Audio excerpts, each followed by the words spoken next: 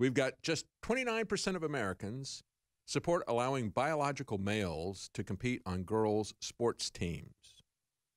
Think about how out of touch the Democrats are. Only 29% support their policies. This, folks, is why they're engaged in impeachment.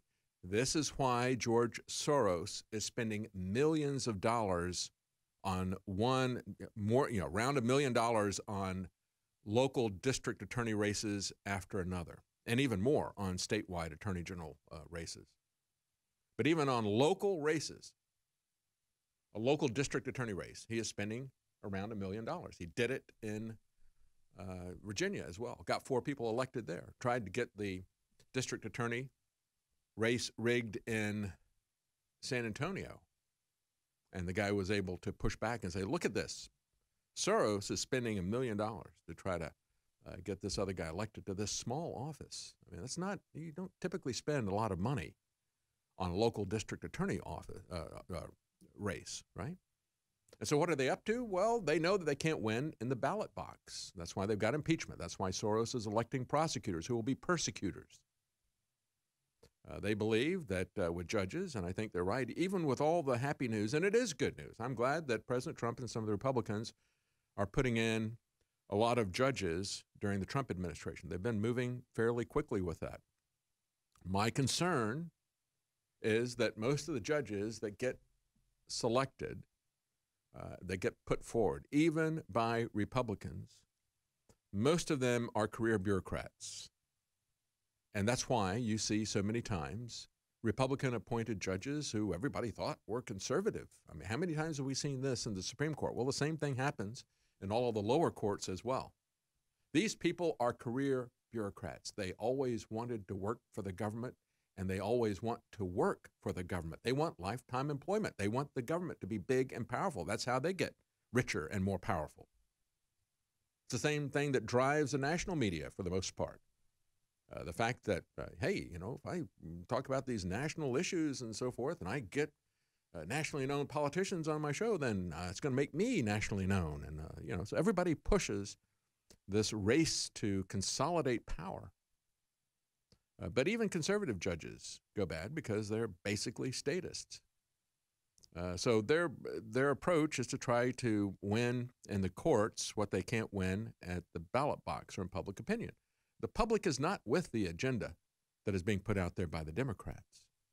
And Bloomberg is not a moderate by any means. But they will portray him as that because they've already shown themselves to be so radical.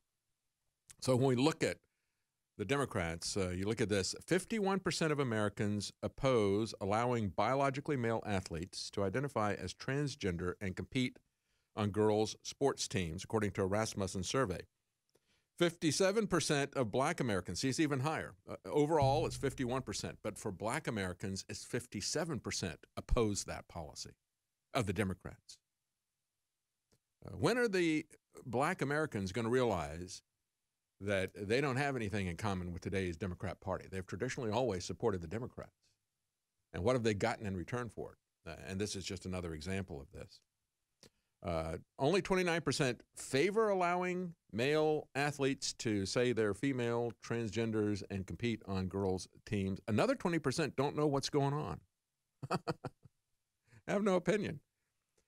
And this would be mandated under law if we wind up with a majority Democrats. They have already passed it in the House. The one thing that they control in Washington, the House. They passed the Equality Act. And it will mandate this type of policy. Just remember this when you go to the polling, and we will remind you about this as well. This is why, though, I talk about these issues even before I talk about Epstein. You understand how corrupt this whole thing is. And it's become a meme everywhere. Epstein did not commit suicide and so forth. And we should pay attention to these pedophile networks. I think we should have paid a lot more attention. Well, we did here at InfoWars. We did pay a lot of attention to Dennis Hastert. We talked about that a great deal.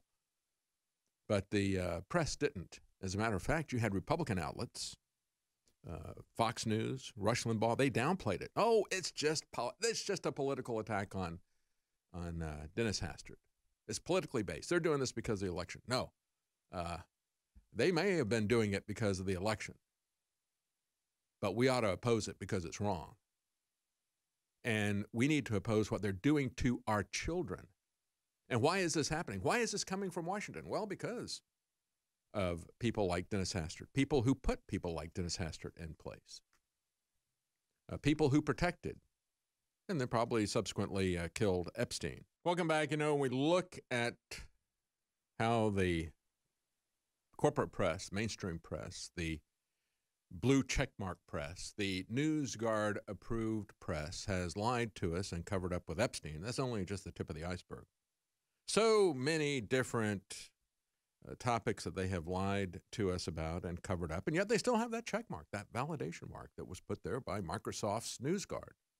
No matter how many times you catch them in a cover-up or direct lie over something that is very substantial, no matter how many times that happens, New York Times, Washington Post, ABC, NBC, these people never lose their check mark, do they? You can trust everything. These are trusted news outlets. Trusted by who? By Microsoft. And who's behind Microsoft? And who's behind Google that trust these outlets? DARPA. They're the ones who funded this. And they're the ones who are funding Election Guard. DARPA, $10 million grant to a small company that's wholly owned by Microsoft. And all their funding is coming from DARPA. But it's a private company. You don't have to worry about it. It isn't the military-industrial complex. It's not the Pentagon that's going to be counting the votes. It's going to be these people. They're going to protect us from those nasty Russians. That's why they kept talking about, well, hacking the election. The Russians hacked the election. They hacked the election. They hacked the election. Oh, we didn't say they changed any votes. No. That they didn't hack it. They ran $100,000 worth of ads on Facebook, but they hacked the election. Did you hear that? Hacked the election. Everybody in the public is thinking, well, they changed votes. And then they would say, no, we're not saying that they changed votes. Brutus is an honorable man. I come here to praise him, and so forth, right? So they put that suggestion there by using that terminology. So then you can have DARPA and the Pentagon and the military-industrial complex and the deep state and the globalists, or whatever you want to call them. All those adjectives apply. They can now count the votes. They can now count the votes, and they will. And they'll put out all of their phony polls that will create an expectation of the foregone conclusion when they count those votes. Just like the whole thing of, oh, yeah, they hacked the election. That created the expectation. Oh, there's going to be a cyber hack on the. Now, you could easily take care of that, couldn't you? You could go back to paper ballots, which is what we've been saying from the very beginning. That's the only, it's not completely secure, but it is the most secure way to do it. Electronic voting began in Venezuela with Hugo Chavez and his cronies. He had a couple of friends who created Smartmatic.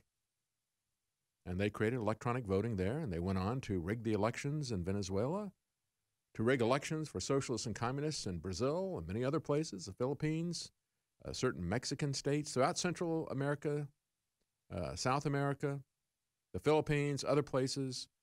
They have been doing this, and now, they changed the name, just like Al-Qaeda changed the name from the Mujahideen to ISIS to al-Nusra, whatever. They've got all these different names. The same thing is happening with these electronic voting companies. There's absolutely no need to have electronic voting, none whatsoever, unless you want to be able to do an enterprise-wide rigging of elections from top to bottom. If you don't think that they care about your local elections and you haven't been paying attention to the fact that Soros is willing to pop in $1 million per district attorney races, local district attorney races, he will spend $1 million. You think those people and people who agree with him at DARPA, you don't think that they will do the same thing to, quote unquote, protect your election? We will guard the vote. We will count the vote for you. We'll make sure that nobody breaks in there but us.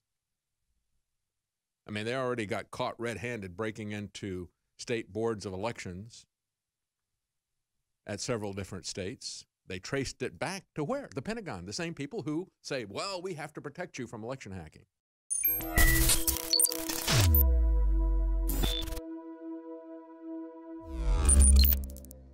Our powerful line of fluoride-free products is the perfect gift for yourself or others who are exploring a healthier, happier lifestyle. With options ranging from toothpaste to oral spray, it's easy to find the perfect option for you. Super Blue toothpaste is the fan-favorite fluoride-free toothpaste that every InfoWarrior loves. Powered by iodine and nano silver, it's designed to deliver a powerful clean while supporting good oral health and fresh breath. Available in 2 refreshing flavors. Enjoy a minty fresh flavor made with peppermint oil, or try our bubblegum flavor. Super Blue Immune Gargle is the only option for on-the-go immune system support like no other. With the scientifically proven patented ingredient Silver Sol in 3 different sizes, you can take it wherever you go. Support good oral health with our one-of-a-kind Super Blue products. Don't miss out on revolutionizing your morning routine. Head to InfoWarsStore.com and get our line of Super Blue products today.